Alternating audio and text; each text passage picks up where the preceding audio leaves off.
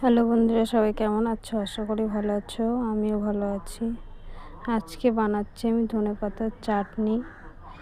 আমি এই যে কিছুটা ধনেপাতা দিয়ে দিয়েছি মিক্সির মধ্যে, আর দিয়ে দিলাম 4টে কাঁচা লঙ্কা, আর আমি দিয়ে দেবো রসুন, 3-4টে রসুন দিয়ে দেবো।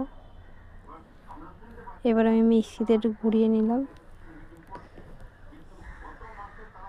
মিক্সিতে ঘুরিয়ে নিয়ে এবার আমি দেব এর মধ্যে লেবুর রস, পাতিলেবুর রস।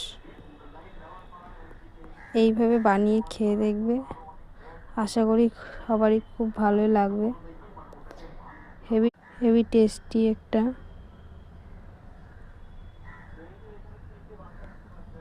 আমি একটা লেবু দিয়ে দেখবো আর লেবু লাগবে কিনা, লাগলে আমি আরেকটা দেব।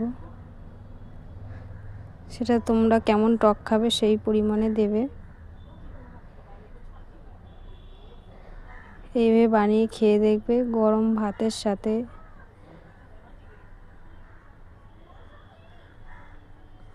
চাটনি হিসেবে দারুণ লাগবে। আর লাস্টে দিয়ে দিলাম একটু লবণ।